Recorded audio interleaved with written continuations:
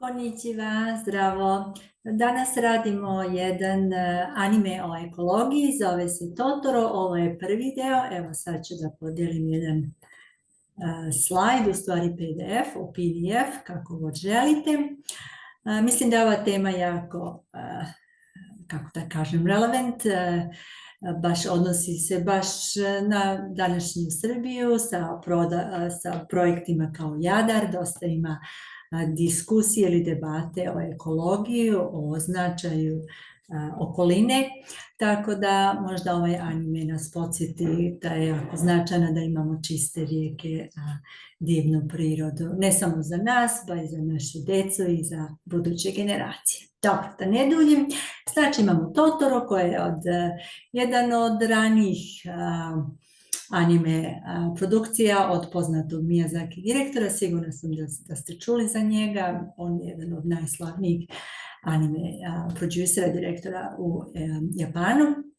Znači imamo priču o Satsuki i Mei koje uživa jedan organic vegetables lunch, jedan ručak sa jednom bakicom na njivi i onda imamo Mei koja je mlađa sestrica i ona zove baku, znači kaže obačan, znači kad imamo nekom ime na kraju koji imamo čan, to znači da je ta nam osoba dosta draga, inače formalno bilo bi obasan, tako da sam stavila ovdje dear granny ili bakice, nešto tako, nije baš bukvalno tepanje, ali nešto u tom stilu ili u toj nuans, I onda baka isto, bakica kaže koči da jo, znači koči da jo, znači imamo dosta hiragane, što je jedno od pisama u japanskom jeziku, znači this way, dođe u ovom pravcu, nešto tako. Oni su trenutno, u ovoj sceni su trenutno u jednoj njivi koja ima dosta kukuruza, tako da je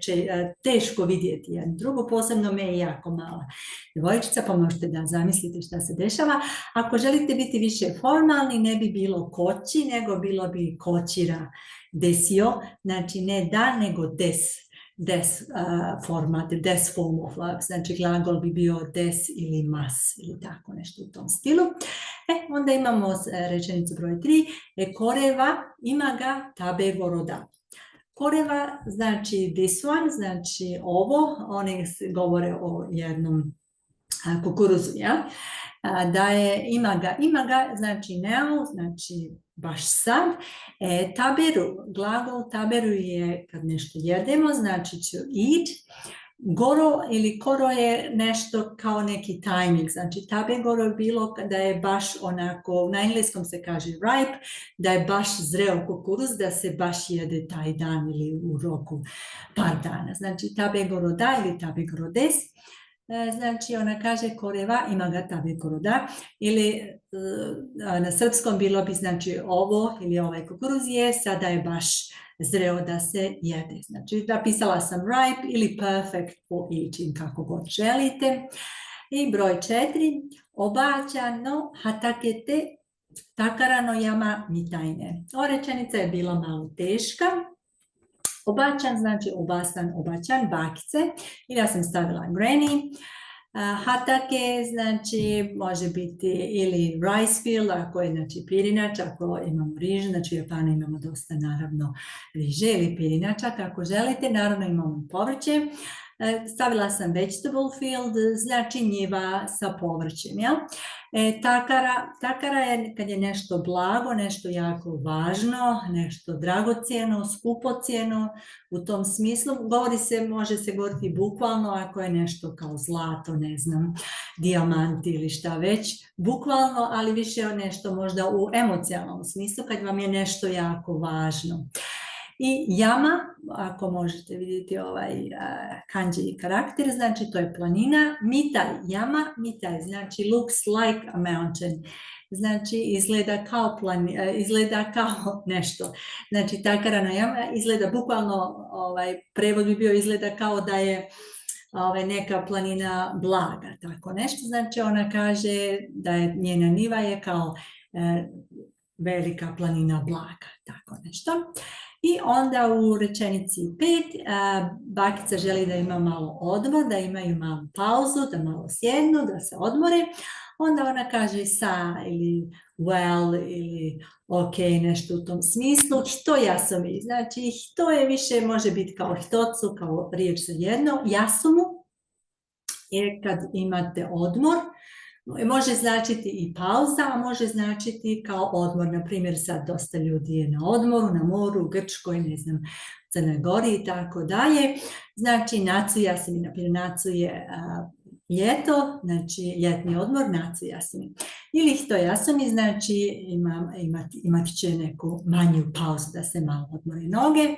Znači, sa hto jasumi, ona to ponavlja jer je malo starija osoba i tako dalje. Znači, na engleskom let's have a short break ili quick break, kako želite.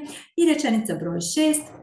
Ova je kad je stavila povrće, znači rekli smo paradajz, krastavice i tako dalje, što su ubrale u bašti. Naravno, bio je to i kukuruz, ali baš nije bio u toj maloj vrećici.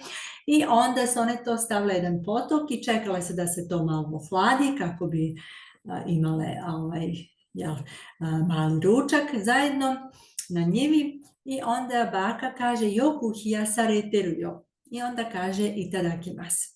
Evo da počnem malo od pozada. Itadakimasu, znači kad u Japanu ili ne znam kad ste sa osobom koja govori japanski ili koja ima japansku kulturu kao dio njegovog ili njenog identiteta, dosta puta se kaže itadakimasu, znači to bukvalno znači hvala što smo dodijeljeni ovu hranu ili što smo dobili ovu hranu, nešto u tom smislu. Naravno ima religiozno značenje.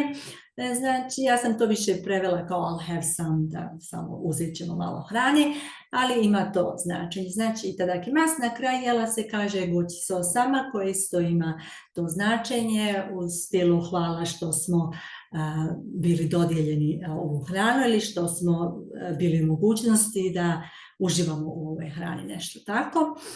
I da se vratimo na prvu rečenicu, joku, joi ili joku je kad je nešto good, kad je nešto jako dobro. Znači, joku hiyasu je kad nešto hladite, na primjer imate klimu, kada je jako vruće i hladite se u sobi, hiyasu, heja ga hiyasareteru, znači da je soba dosta hladna, onako prohlađena, ugodno da se provede vrijeme tu. Hiyasareteru, ovo je više kao passive, što se kaže na engleskom. Dobro, neću ići više u detalje. The vegetables have been chilled, znači povrće je rashlađeno ili je na toj prilagodnoj temperaturi, znači nije nešto vruće sa njive direktno, nego je malo rashlađeno, ohlađeno, baš onako prirodno da se malo gricka i ruča. I onda Mei i Satsuki, njena starija sestra, kažu oishi.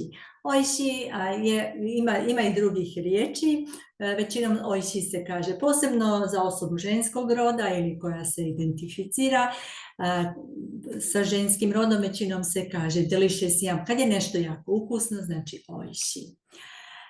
Druga riječ je isto umai, sigurno ste čuli možda ako volite neke noodles da jedete. Ima dosta u Beogradu, više su korejske nego japanske, ali mislim da su onako solidne u mom mišljenju. Znači imate Mei i imate ovdje Satsuki Mei. I na kraju, pošto je Totoro, evo imate ovdje Totoro maskotu, znači on je više kao neko biće iz te šume koje štiti šumu i tako. On baš ne govori, ali u jednoj sceni kaže da odgovori na pitanje od Mei kako se ti zoveš i on kao kaže Totoro. Okay. I ako imate neka pitanja, komente, slobodno pišite ili ako želite skript, naravno podijelite s vama, naravno bez ikakvog marketinga ili šta već ljudi rade ovih godina, dana. I hvala lijepo, uživajte. Tanošku benki ošte kudasai. Arigatou gozaimasu. Hvala puno.